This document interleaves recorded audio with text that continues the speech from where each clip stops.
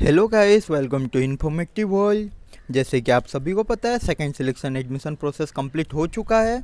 अभी spot admission होना बाकी है। तो इस वीडियो में मैं आप सभी को बताऊंगा स्पॉट एडमिशन 2020 सीपेट में कैसे हुआ था। तो ये पिछले साल का गाइडलाइन है, आप देख सकते होंगे स्क्रीन पे।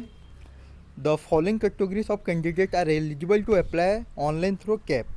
Candidates who were previously selected and taken admission and or previously selected but not taken admission in first, second and third selection. Candidates who have appeared CPAT 2020 but not selected in first, second and third selection.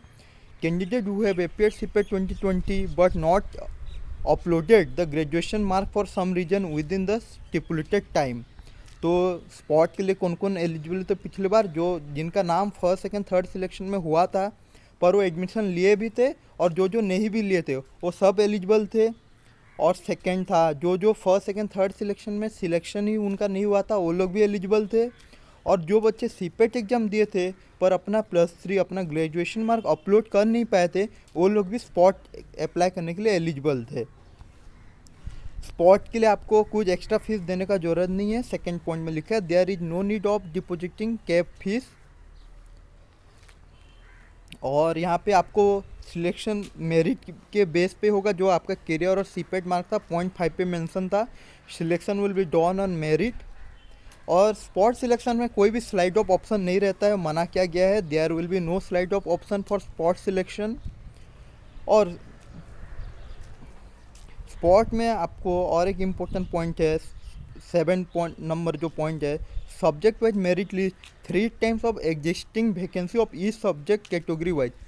तो 3 गुना बच्चों को spot admission के लिए eligible किया जाता है। जैसे कि एक कॉलेज में 2 सीट खाली वैकेंट है तो उसका 3 गुना मतलब 6 बच्चों को का नाम आएगा। फिर इसमें कैसा करना है प्रोसेस आपको मैं दिखा दूंगा। जैसे कि ये आपका था, पूरा शेड्यूल था। 9 जनवरी से स्टार्ट हुआ था ऑनलाइन अप्लाई करना, लास्ट डेट 12 जनवरी तक था। 15 जनवरी में कि जितने सीट बचे हैं उसके 3 गुना बच्चों को एडमिशन के बुलाया गया था। फिर 16, 18, 19, 20 को रिपोर्टिंग करना था। स्पॉट में क्या होता है, आपको आपका नाम आएगा, वहाँ वेटिंग पोल के शो होगा। उसके बाद आपको रिपोर्टिंग करने जाना पड़ेगा। रिपोर्टिंग के बाद जितना सीट वैकेंट होंगे उसमें आपको सिलेक्शन मिलेगा 20 जनवरी तक। ऐसे था, जैसे कि मैं आपको दिखा देता हूँ। ऐसे 3 कॉलेज ही आपको देना था स्पॉट में। इम्पोर्टेंट ये बात है, आपको स्पॉट में पिछली बार 3 कॉलेजेस ही देने का ऑप्शन मिला था, ये दिया गया है। तो जैसे कि आपका नाम रिपोर्टिंग के लिए आता है तो ऐसा आपको वेटिंग शो हो जाएगा। वेटिंग शो होने के बाद आपको रिपोर्टिंग करने कॉलेज जाना पड़ा था पिछले बार। कॉलेज जाने के बाद अगर आपका सिलेक्शन होता है रिपोर्टिंग करने के बाद, ऐसे वहाँ पे आपको सिलेक्टेड शो होगा।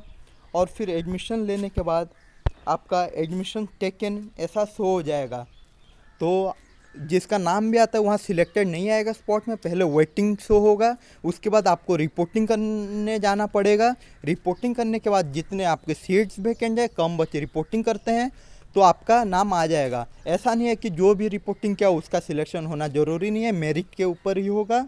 तो जो बच्चों का नाम आएगा उस स्पॉट में वेटिंग पे, तो आपको पहले जाके कॉलेज या यूनिवर्सिटी पे रिपोर्टिंग करना है जहाँ पे आएगा। उसके बाद एक सिलेक्शन लिस्ट आएगा, शो होगा, ऐसे ही आपको सिलेक्टेड बोल के मेंशन हो जाएगा। उसके बाद एडमिशन लेने फिर से आपको दोबारा जाना पड़ेगा।